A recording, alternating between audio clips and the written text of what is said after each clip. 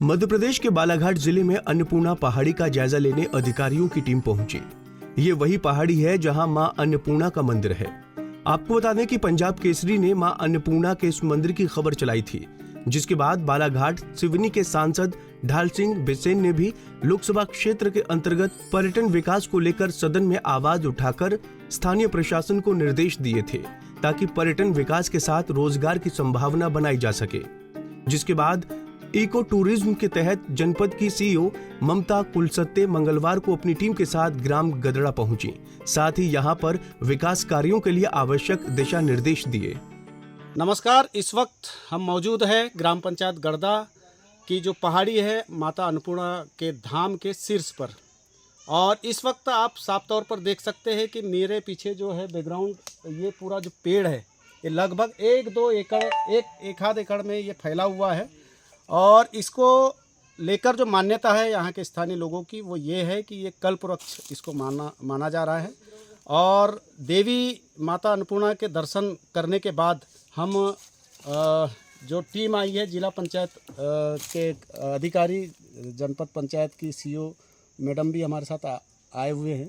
इन्होंने खुद जाकर यहाँ पर पर्यटन की संभावनाओं को देखा है कि आगे चलकर हम यहाँ पर क्या पर्यटन को लेकर स्थिति बन सकती है, किस तरह का निर्माण हो सकता है, किस तरह का विकास यहाँ पर हो सकता है। रवि पालेवार जी हमारे साथ मौजूद है, उनसे हम जानेंगे कि यहाँ आकर उनको कैसा महसूस हुआ और आगे पर्यटकों के लिहाज से ये किस स्तर पर आगे डेवलप किया जा सकता है। रवि जी, आप बताएं किस तरह आपको यहाँ महसूस हो रहा है चढ़ने के बाद। जो गड़दा है एक धार्मिक स्थल है और काफ़ी प्रसिद्ध है। यहाँ सभी आजू बाजू छत्तीसगढ़, महाराष्ट्र सभी तरह से पर्यटक लोग आते हैं, धार्मिक आस्थाओं को लेके आते हैं। यहाँ अन्नपूर्णा जी का मंदिर है, उनकी नैसर्गिक यहाँ पे मूर्ति है और इसीलिए अपनी मान्यताओं को लेके आते हैं लोग, उनकी मान्यताएं पूरी होती हैं तो यहाँ पे फिर वो महाप्रसाद वगैरह का आयोजन करते हैं। ये सारी चीज़ें हैं। पर ये जो है फॉरेस्ट एरिया में है, पहाड़ी पे, दुर्गम पहाड़ी पे है। और यहाँ जो है प्रशासन भी चाहता है कि कुछ यहाँ के लिए कुछ यहाँ सुविधाएं उपलब्ध कराए। तो उसमें यहाँ ऐसा है कि ट्रैकिंग, पर्यटन की दृष्टि से ट्रैकिंग बहुत अच्छी की जा सकती है। अभी जो प्रथम दृष्टया हम लोगों ने देखे यहाँ पे, उससे ये लग रहा है कि एक ट्रैकिंग के लिए ये एरिया बहुत अच्छा है, उसको डेवलप किया जा सकता है। तो ये जो पेड़ देख रहे हो, इसको किस रूप में देख रहे हो? क्या स्थानीय लोगों से क्या जानकारी मिली, क्या और क्या इस तरह का जो फैला हुआ, जो 1-1.5 एकड़ में फैला हुआ पेड़ कभी आज से पहले देखे हैं आपने? इस तरह का पेड़ तो अभी तक देखने में आया नहीं था, पहली बार ही देख रहे हैं हम लोग। और बहुत सी मान्यताएं हैं, इसकी पत्तियों को खाने से कई प्रकार के रोगों का निदान होता है और हम लोगों ने भी अभी उन पत्तियों को खा के देखे। यही सब है, बहुत सारी मान्यताएं गाँव वालों की। जी, तो जैसा कि यहाँ पर रवि पालेवार जी से हमने जाने कि पर्यटन की कुछ संभावनाओं को टटोलने के लिए आए हुए हैं और यहाँ पर इस अद्भुत वृक्ष को भी देख रहे हैं। हालांकि इसको कल्पवृक्ष के रूप में बताया जा रहा है। यहाँ हमारे साथ देवी भक्त और जिला पंचायत सदस्य के प्रतिनिधि भी हमारे साथ मौजूद है और काफ़ी यहाँ उनका आना जाना है, यहाँ पर काफ़ी कार्यक्रम कराते हैं और उनसे हम जानेंगे कि किस तरह की संभावनाओं को वो यहाँ पर देखते हैं और क्या होना चाहिए शासन प्रशासन के द्वारा और किस तरह इसको आकर्षक रूप से हम डेवलप कर सकते हैं। आपका स्वागत है, बताइए कि किस तरह से यहाँ पर प्रयास किए जा सकते हैं। जय भवानी।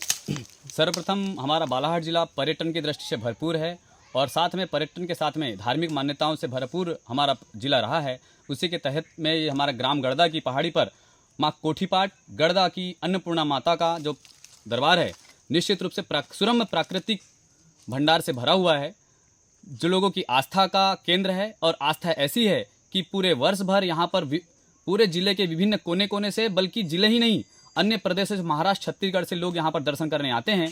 प्रतिवर्ष 10 सितंबर को भव्य माता रानी का जन्मदिन मनाया जाता है, जो कि हमारे श्रद्धेय मामा देवी भक्त दाली दमाही के द्वारा भव्य भंडारा हर किसी के लिए किया जाता है। और हमारी जो प्राथमिकता है यहाँ पर, चूँकि ये फॉरेस्ट से लगा हुआ एरिया है, शासन की कुछ बाधाएं हैं, उन बाधाओं को समाप्त करने के साथ में पर्यटन को विकसित करना है, धार्मिक भावनाओं को विकसित करना है।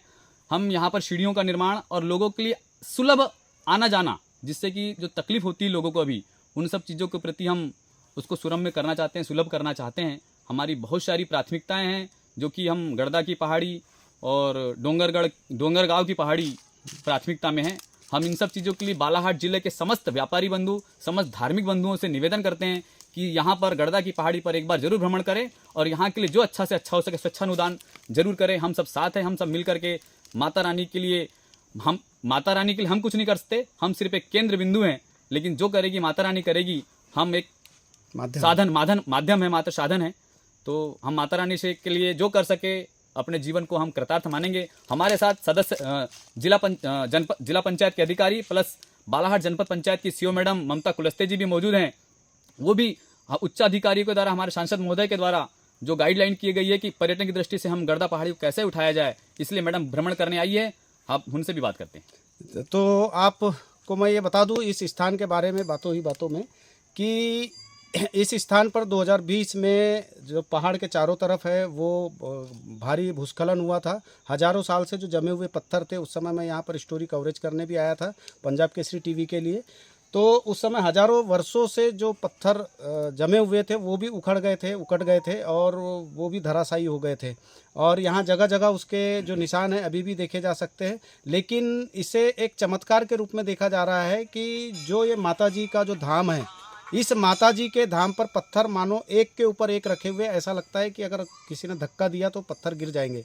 लेकिन हैरानी की बात है कि उस समय जो भूस्खलन हुआ था, जो जमे हुए हजारों वर्षों से जमे हुए पत्थर उखड़ गए थे, लेकिन यहाँ माता जी का दरबार को कुछ नहीं हो पाना ये स्थानीय लोगों के लिए किसी चमत्कार से कम नहीं है। हालांकि यहाँ अपनी अपनी मुरादों को लेकर आते हैं और भक्तों का मानना है कि यहाँ पर कई मुरादें पूरी होती है। किसी को संतान प्राप्ति होती है, किसी को जो बीमारी है उससे छुटकारा मिलता है, कईयों को तकलीफ, जो विभिन्न प्रकार की तकलीफ है उससे छुटकारा मिलता है। बहरहाल यहाँ पर अधिकारियों का जो दल आया है वो इसलिए कि यहाँ विकास की संभावना, पर्यटन की संभावना कैसे आगे बढ़े और प्रकृति और पर्यावरण भी यथावत रहे। तो यहाँ पर हमारे साथ मौजूद है जनपद पंचायत की, बालाघाट जनपद पंचायत की सीईओ मैडम। हम उनसे जानते हैं कि किस तरह की संभावनाओं को देखने के लिए वो यहाँ पर आए हुए हैं।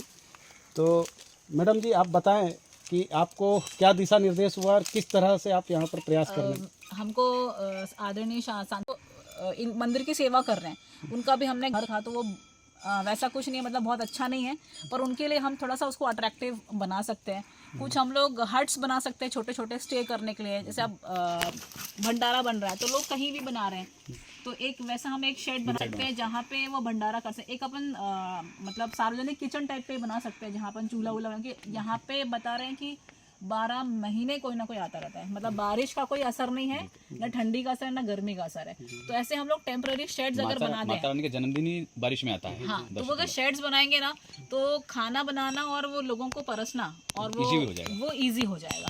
तो ये चीज़ मुझे लग रही है।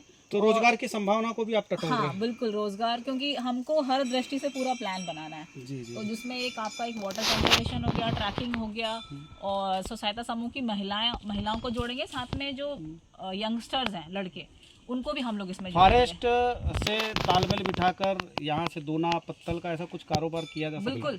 या आयुर्वेद का तो कर ही सकते हैं। साथ में ये यहाँ पे क्या होगी ना, तो नेचुरल ब्यूटी ज़्यादा बढ़ के आएगी। इसके लिए हम लोग एक बार फिर अंतिम में मैं यही जानना चाहूँगा कि ये जो पेड़ आप जिसके नीचे आप खड़े हैं लगभग 1-1.5 एकड़ में फैला हुआ है, इसकी विशेषताएं भी आपने को ग्रामीणों से जानकारी मिली है। क्या इस तरह का पेड़ आपने कभी देखा है, या आप इसको संरक्षण करने के लिए किस तरह के प्रयास करेंगे? क्या एक रहेगा? एक तो ऐसा पेड़ कभी नहीं देखा है मैंने, और मैं चाहती हूँ कि ये, मुझे तो लगता है कि ये मंदिर है तो ये पेड़ है, ये पेड़ है तो ये मंदिर है, दोनों एक दूसरे से मतलब बोलते हैं ना जुड़े हुए हैं। तो इसको संरक्षित करना बहुत ज़रूरी है। और इसके लिए हम लोग जो कोई बायोडाइवर्सिटी वाले या कोई विशेषज्ञ हो, स्पेशली जो पेड़ पौधों को जानते हैं, कोई बोटेनिस्ट हो, उसको अगली बार लेके आएंगे तो फिर हम लोगों को इसके बारे में और पता चलेगा, तो इसको और हम संरक्षित करने का भी प्रयास करेंगे। तो जैसा कि यहाँ पर हमने अधिकारियों से बात की है, ममता मैडम से बात की है, जनपद पंचायत की सीईओ, इनने बहुत अच्छा प्रकाश डाला कि पर्यटन के साथ साथ यहाँ पर जो है प्लास्टिक के मुक्ति के लिए भी काम करेंगे, प्लास्टिक के बैन करने के लिए भी यहाँ पर प्रयास होना चाहिए।